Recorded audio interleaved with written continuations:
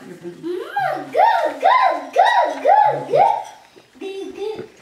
quiet moment. Now you gonna get that going? The good goose? Most interesting. This is new. I know. That was great, right? And I'm gonna flip it over. Yeah. Can you read it? Oh, you need to You read need to be able to it? read it.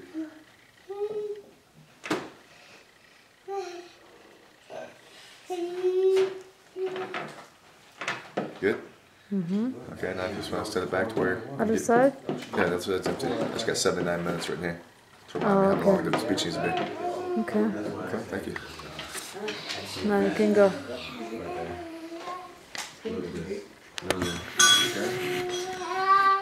You got me good? Oh, okay. Okay, do you want to get Bruno?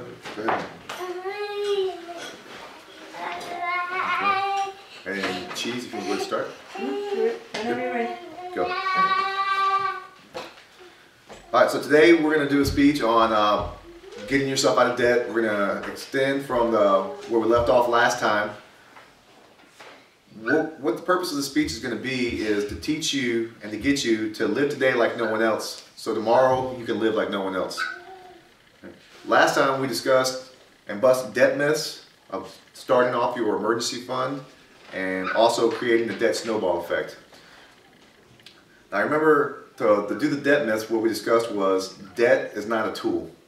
And that goes against the grain according to Susie Ortman's 5 Ways to Get Out of Debt and Bill Ramsey's Total Money Makeover. They say that debt is not a tool, that the greatest tool to creating wealth is your own income. And the way that you get to use your income is by paying off your debt. Before you can start paying off your debt, we discussed how you needed to get an emergency fund up. You need an emergency fund of $1,000 because as soon as you don't have an emergency fund, something's going to happen and it's going to derail you from creating your perfect, destroying the debt myth. And after we saved our $1,000, remember we created the debt snowball. And when we did the debt snowball, what we did was we listed all of our debt from the lowest to the largest debt. The idea behind that is we pay off the smallest debt that we have and we take the money that we were using to pay off that debt and we now roll it over to the next debt. We complete that, pay off, and then we roll it over to the next debt. And so on and so on. We see how it works? By doing those things, what we've done is we've eliminated all of our debt besides our mortgage, our home mortgage, if we have a home mortgage. We have created a $1,000 emergency fund just in case anything happens. And we are now practicing the right way to create wealth without using credit cards and without borrowing money. So at this stage, what we're going to do is we're going to destroy those credit cards. We're going to put that $1,000 where we can't touch it.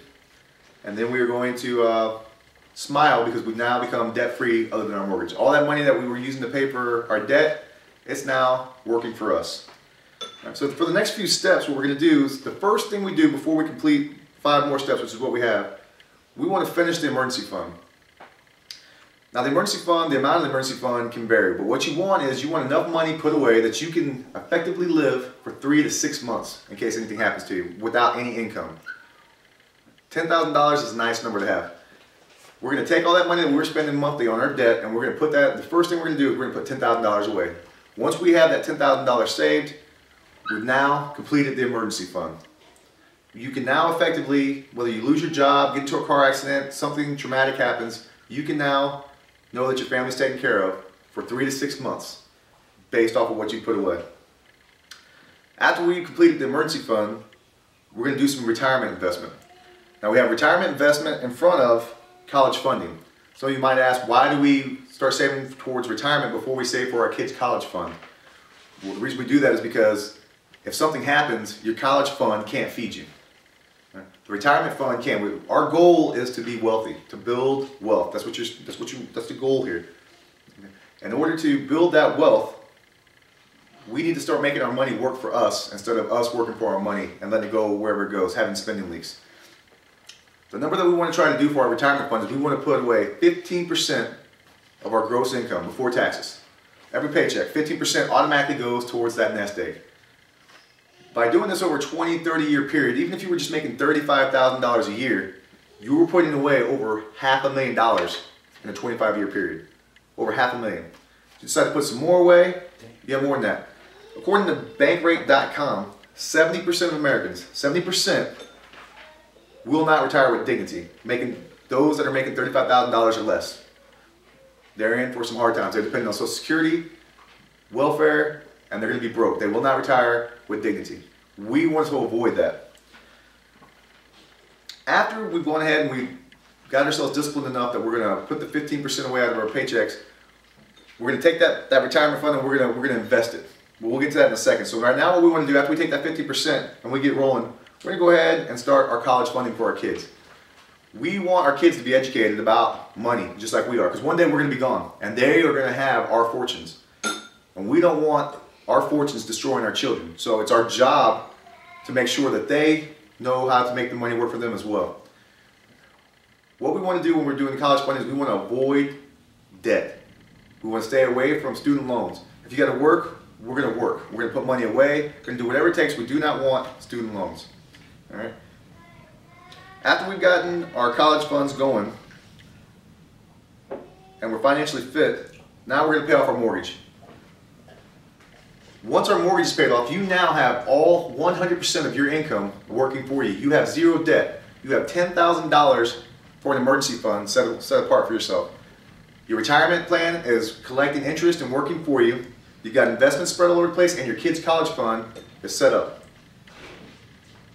We are on our way to building wealth. And why do we go through all this trouble? So we can have some fun. And that's the next step. The next step is have fun. Buy the Harley. Buy the Porsche. Go out and buy some new clothes. That's why we did all the sacrificing over these few years so that we could have those things. Now it's time to go out and enjoy those things. Another thing that we want to do is we want to keep investing. Once you start making your money work for you, it's an animal. Money never gets tired. It works 24 hours a day, 7 days a week. Never gets tired, never needs a break, never needs a rest. You get your money working for you, you're golden. And the third thing that we want to do, and the final thing we want to do to complete our money makeover, is we want to give our money away. Nothing feels as good as giving money away. It doesn't have to be $25,000, $1 million here, there.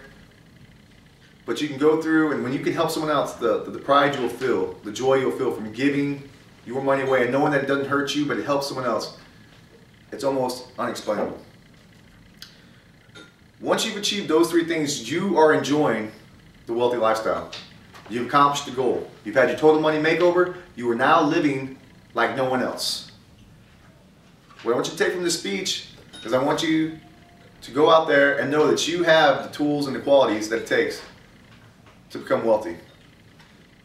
Let's make it happen. Let's live today like no one else, so tomorrow we can live like no one else. Thank you.